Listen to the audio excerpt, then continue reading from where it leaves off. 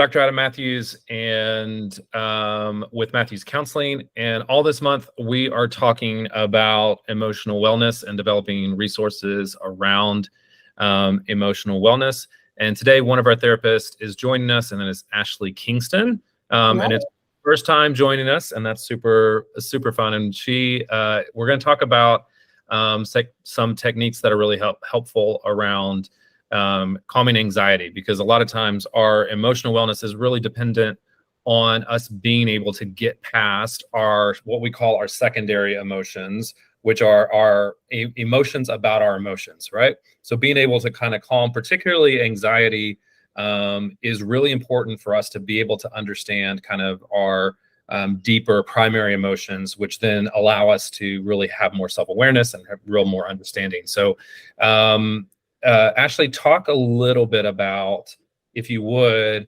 we're talking about grounding techniques that are really helpful for anxiety. So tell me about that. Why is it important that, and well, maybe first, actually, I'm going to shift on you a little bit. Tell me about what we mean when we talk about grounding, because that's kind of it's maybe a therapy word that I don't know that everybody out there really understands. Yeah, absolutely. I think that a lot of people also have different definitions of what grounding is, but for me, when I think of grounding, I think of pulling yourself back into the present moment, being right here in the now. Because with anxiety, a lot of times we can be focused on the past or the future, right? We're not really in the present moment. And these grounding techniques can kind of help bring you back and focus on the here and now.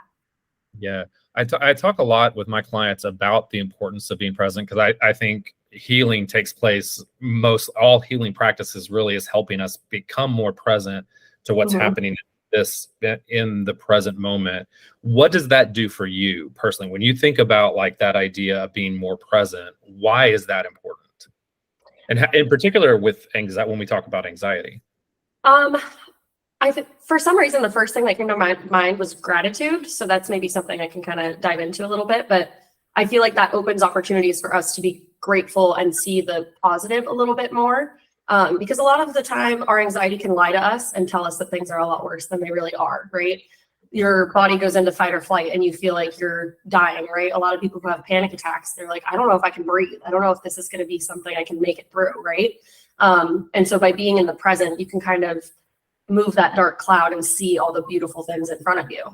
Yeah, I love that idea so much. I mean, I personally, I think gratitude is such an important key. But that idea too of that this fear essentially does lie to us, right? It's an emotional response, but that emotional response triggers physical symptoms. And there's that idea that when we are in emotional panic, when we're in high anxiety, when that fear is kind of taking over and lying to us, our body does not know the difference between emotional threat and physical threat.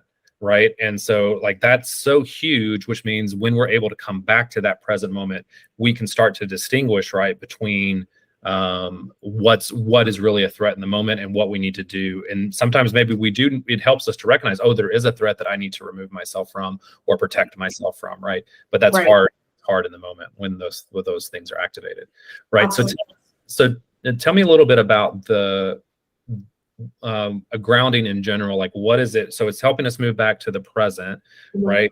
How do we do that? What are the things that kind of help us to come back and ground ourselves in the present moment? Yeah. So on our blog, I actually wrote about 3 different kind of approaches to grounding.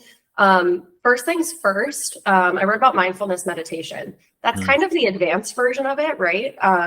But the idea is sitting in, silence and being able to ground yourself through focusing on your breath.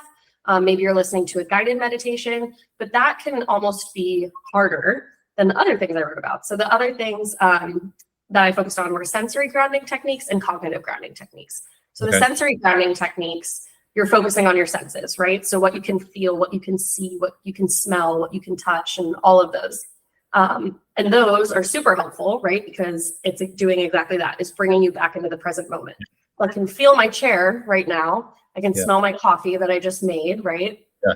And so I can pay attention to all these things around me to bring me back almost back into my body, right? Instead of racing thoughts. Same kind of thing with the cognitive grounding techniques. Those can almost, when I'm working with teenagers, I kind of say it's like a distraction, right? So like you're using your emotional part of your brain when you're in those super anxious, panicky moments. Mm-hmm. And we need to start using the other parts of our brain, right? So even just sitting down and like trying to do a math problem or a puzzle on your phone. A lot of times our teenagers, right, they can sit and scroll on social media and they think that's helping their anxiety. That's a whole other so let's see. So like counting backwards from 100 by twos or threes. That's really tough for some people. So it gives your brain something else to kind of focus on until you can calm down the physical parts of your anxiety, which follow, right? So. Well, and let's maybe talk about each one of those just a little bit independently of each other, because I think you're right. And maybe let's start with the easiest one and move to the more complicated one, because you do, as you progress, the mindfulness one, right, is maybe more advanced, but it ultimately is going to be the most helpful one. So, but when you're just getting started with this, do you find which one for you feels more easily attainable for people when they're really anxious, the sensory one or the cognitive? I feel like it depends on the person I'm working with, but for the most part, the sensory one seems easier for people to kind of comprehend because they're tangible things, right? Yes. That are in front of you, and it gives you something else to focus on. Whereas the cognitive takes a little bit more of that mental effort. So I think definitely starting off with the sensory could be a good place to start for people who are. Yeah. And the sensory, I love, I don't know if you do this, but I love 5, 4, 3, 2, 1, right? Yes. So it's 5 things you can see, like 4 things you can hear, 3 things you can smell, 2, or you can do it almost in any kind of combination. But walking that back really kind of helps us go, okay, my sight is the first thing I have, so I'm going to go each one of these things that I can see, even if it's simple as I see the lamp, I see the window shade, right? I see the sunlight coming in, like those type of things that really kind of help say, okay, this is what's happening in this room, in this moment. And I love what you said too. Like, tell me a little bit more about this, because I think it's something when people haven't never done it before, haven't experienced it, it's really hard. But this idea of coming back into your body, right? Like that's a phrase that I think therapists use a lot, or that people that are in self-help professions say a lot, but we sometimes don't define it. So can you define what we mean when we say that? Yeah. So for me, when I'm using that with my clients, I am basically implying that we're taking ourselves out of our head and being aware of what's going on in our body, and that can help bring you back into your body, right? So when I say bring yourself back into your body, it's focusing on the sensations that are happening. Maybe when you're anxious, you start to have a knot in your stomach. Maybe your chest feels tight. Maybe you start to sweat or your face gets red. Those are kind of things that you can notice when you are anxious, to be like, oh, okay, maybe something else is going on right now. And that's kind of where, when you were saying maybe there is a physical threat, but maybe our anxiety is just telling us that there's one. That's when you can kind of decipher the difference between the two and be like, okay, is this my anxiety, or is there actually something else going on here? And so that's kind of what I mean, is like bringing you back into your body, into the present, using your senses as well. Yeah, I love that. I think for me, my experience of it is a lot of times it's like kind of how when you sit in a slightly uncomfortable position for too long, and you're all of a sudden, and you're not aware of it at first, but then like later, like if you sit there for too long, all of a sudden you're like, oh wow, my knee hurts, right? Because I've got it all in this way, or my back hurts. And I think what it does is oftentimes that our anxiety takes us, when we say takes us out of our body, means we are not aware of what is physically happening with us, where our physical pain might be, or what our even what our tactile sensations are. And so bringing us back into our body means that we're coming back, we're noticing these things and starting to notice, oh, I should uncurl my knee, unfold my knee because it's in pain, right? Or, oh, my face is flushing, like you were saying, oh, I'm sweating, like, and being aware of what is happening with us. Because I don't know that everybody is always conscious of how easily we lose touch with our own body in that sense. So I love that as well. Yeah. So if we're progressing, then sensory, we move into like cognitive, which really, like one of my professors used to say, you can't hold more than 2 thoughts in your head at the same time. Right. Exactly. Right? Like it's really, really hard. It's really, really difficult to hold more than 2 thoughts in your head. So in some ways, we're learning how to trick ourselves, right, into like holding on. We're holding the anxiety and these thoughts that are happening. And so being able to use these cognitive methods that you're talking about, cognitive just meaning thought, really, that we're thinking about. Tell me a little bit more about that, about how that really kind of helps us when we're talking about grounding. Yeah. So like you said, it's really, really hard to focus on two things at once. People can say, oh, I can multitask, I can do all those things, right? But your brain really wants to focus on one thing. And a lot of times it's easier for your brain to focus on the anxiety, especially if you haven't started these practices, right? So with the cognitive grounding, it can be super helpful, again, to go into some sort of like problem solving mode, because that's taking you away from that emotional part of your brain. So if you sit down and do a math problem, if you sit down and do a puzzle, again, with kind of just like the little brain challenges. One that I use with some of my kiddos is naming an object with every letter of the alphabet. And you might not make it through the whole alphabet, right? You might make it to Q and you're like, okay, I'm good. But that's another kind of technique that we can use. Also with my kids, I noticed that sometimes they're a little bit more self-conscious about what it'll look like to other people when they're using these techniques. So with the cognitive grounding techniques, those are all in your head. So you don't have to be doing anything that people would be like, what's going on over there, right? It's all kind of within yourself, which seems to be helpful for some young people. Yeah, I think that one of the easiest ways to understand this too is like, this is what we mean when we talk about counting sheep to fall asleep. 100%. You're moving your mind to focus on something else. So it's not aware of any other of the other anxiety or the panic that's happening, right? You're focusing on something else, and being able to do that kind of really, even just focusing on how many breaths you're taking, right? Or like thinking about like listing, like you list. I had a client one time, it was a younger client too, that had just learned all the names of the US presidents. And so she would just start listing all the presidents in order and get as far as she possibly could. And the thing I would mention too, and you tell me if you feel this is accurate, one of the things that we have to think about, or not think about, one of the things we have to remember when we're doing this technique especially, is that the anxiety is going to force its way in, right? And so part of the learning and the progression of this is like, if I'm listing all the presidents and all of a sudden I get to Lincoln and anxiety forces its way back in, right? That's okay. That's natural. That's going to happen. So I go, okay, well, as soon as I notice that that's happening, I go back and either start over or I pick right up whoever in the world is after Lincoln. I don't know. Right. And like we're moving forward.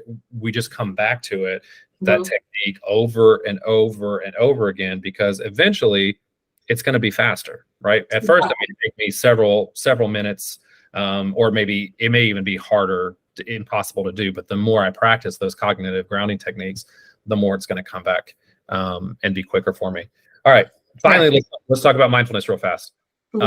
Sorry, I just kind of I asked you a question, then I just blew by it right there. But I want to make sure we get to mindfulness, because again, it is the hardest, right, to kind of get a handle on, but it also, to me, is the most helpful. So tell me a little bit about maybe what makes it hard, but also what we can do to really kind of move into kind of some more mindfulness. Yeah, absolutely. So I think the difficulty comes in kind of what you were just talking about. So the anxiety is going to come in, right? And I think a lot of times when people start a practice of mindfulness meditation, it's, okay, I have to have no thoughts in my head, right? That's like the goal. But that's not realistic. That's not going to happen, right? Yeah. The thoughts are going to come, and what the practice entails is letting them come, acknowledging them, and then letting them pass, right?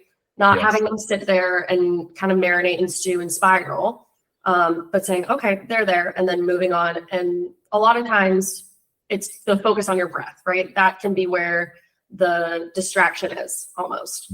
But after a while, that can get kind of boring, right? So that's where, again, those like guided meditations, there's so many free resources on the internet these days.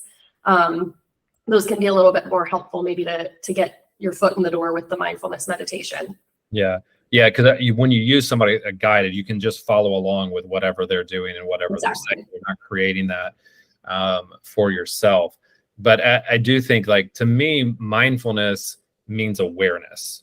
Right. Like talking about mindfulness, like we're really talking about raising our awareness of what's happening emotionally, physically, our thought process, our behaviors, right? It's just raising that awareness which is really like, that is just presence, right? Like it's just focusing Yes. on being more present because I'm aware of what's happening and I can make more informed decisions based on all of that stuff we're talking about.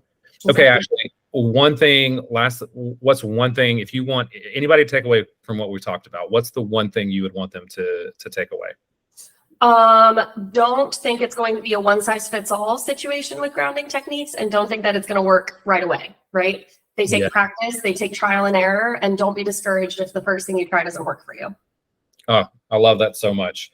Well, thank you for taking that time. And I would just say, like, Ashley's wrote a blog about this to get more specific with it.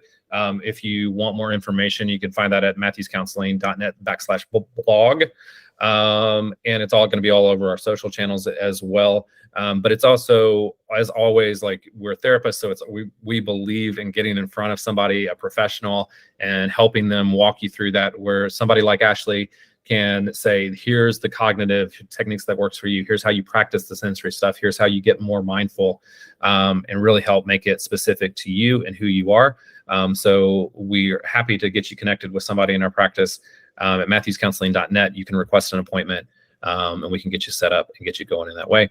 Ashlie, thank you so much for your time. Adam. All right. You guys have a great day, and we'll talk to you soon. Bye.